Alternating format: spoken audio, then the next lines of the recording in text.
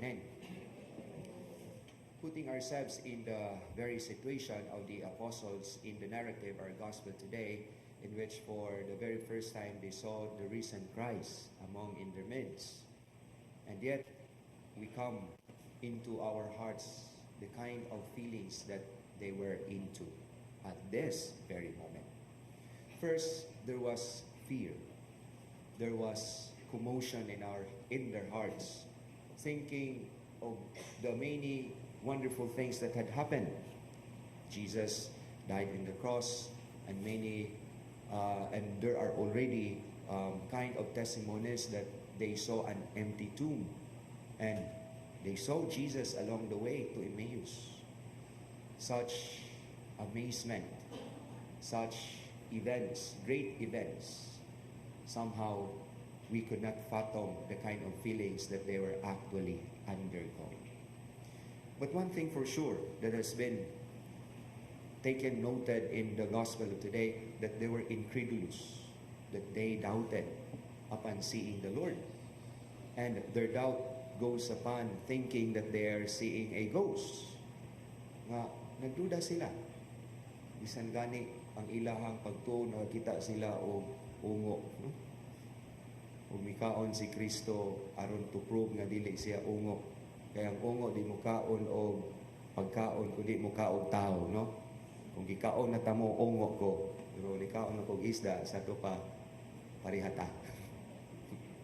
Gigutom, no? And yet this is something that we should always reflect and should not be fearing about the reality of doubt. Even there was this beautiful series entitled Conclave, no? Panahon na ginaron mo tanaw, kay padung naman sa mag-conclave, no? And one striking statement and monologue, ningon siya, we pray that we'll be given a pope that doubts. Because even in his doubt, he carries on. And that is the reason why we have mysteries.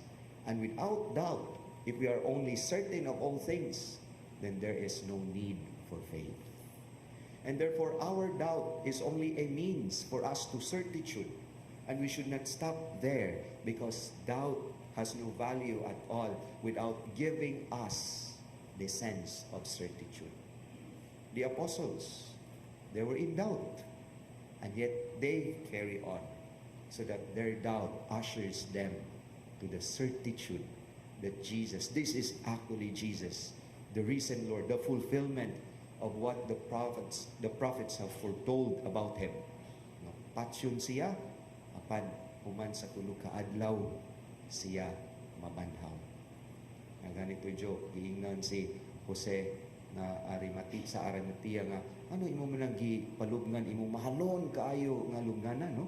Because that's really, it takes a fortune to have that kind of tomb, no, carved in the wall, and a big stone that is being rolled over to seal the tomb. Ingon si Joseph of Arimatea, sige lang, kay tulurom sa na siya kaadlaw diha. And therefore, my dear brothers and sisters, we welcome doubt, and yet we should not stop there. Let our doubt ushers us, push us to strive for truth and to achieve the certitude in our hearts. For that it what means to have a mystery, and that what it means to have faith.